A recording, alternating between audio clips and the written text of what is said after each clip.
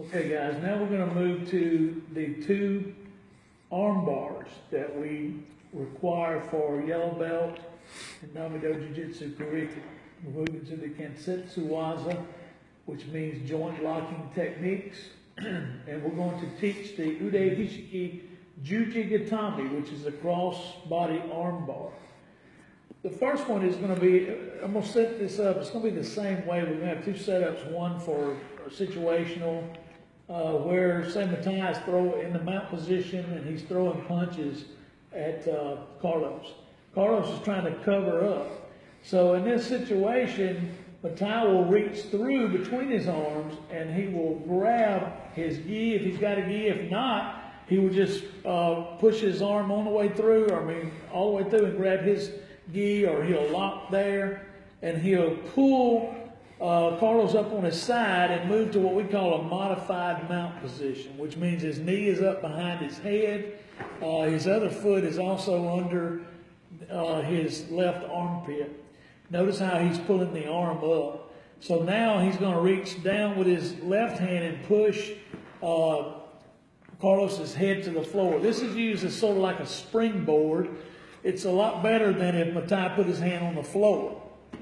He also gets about a half a foot leverage so he can come up with his left foot and go over the top of his head. So he's going to pull on his right arm, and he's going to push off of his right foot, pressing down with his left hand on his head, and he's going to swing his left leg over and drop straight down to his butt. Now what Matai wants to do is curl his left foot in to where his heel, like he's going to touch his buttock with his heel. And his right leg is also curled up and under the armpit.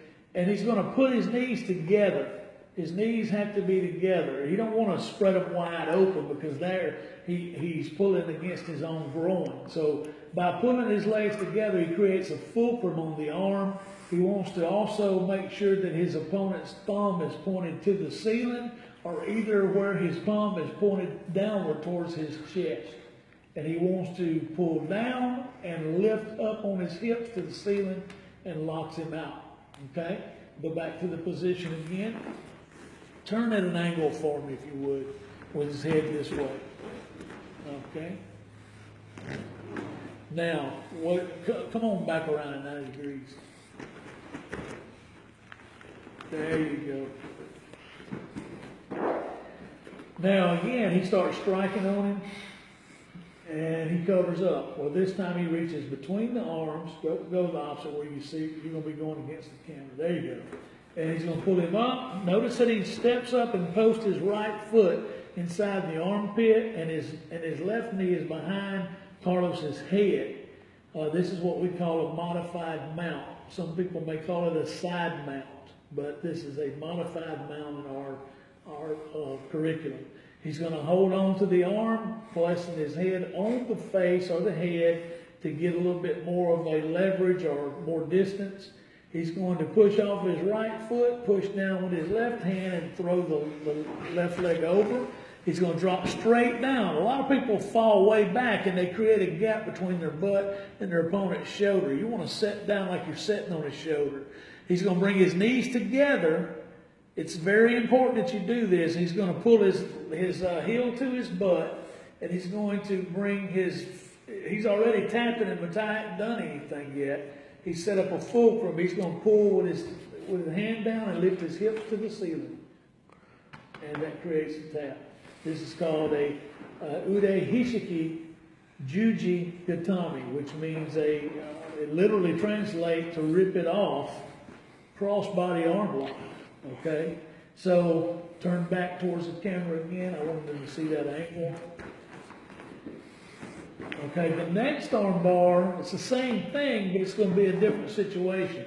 Let's say for some reason Matai's throwing punches and Carlos starts trying to turn, so he starts pushing his body, hands up, trying to push Matai off of him. In this situation, Matai's going to decide which hand he's going to take. He's going to take one hand and place it on his chest between the arms, and then whichever arm he's going to take, he's going to reach around it with his other hand and press down on his head. He's going to jump up and throw the leg over and fall back into the Juji Gatame. Okay, let's do it again.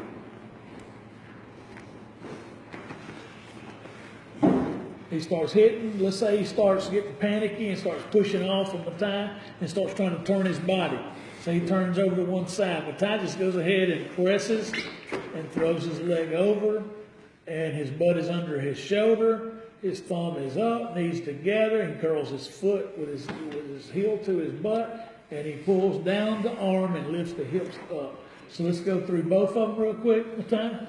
One of them we call sort of a bow and arrow, which is where you're going to pull the arm and push the head and change positions and go over the top. Okay? Then the next one that you're going to do is going to be what a lot of people may call Brazilian arm bars, but it's where he's straightened up and you just jump over and you go to the arm bar. Lift the hips, bring the knees together. And that is the two arm bars for yellow belt. One where you're holding your hands where he's striking you and you go between the arms to a bow and arrow position. The other one was when he starts pressing you off of him and straightening his arms, starts turning his back, whatever, and you set the arm bar by placing one on the chest and one on the head. Practice.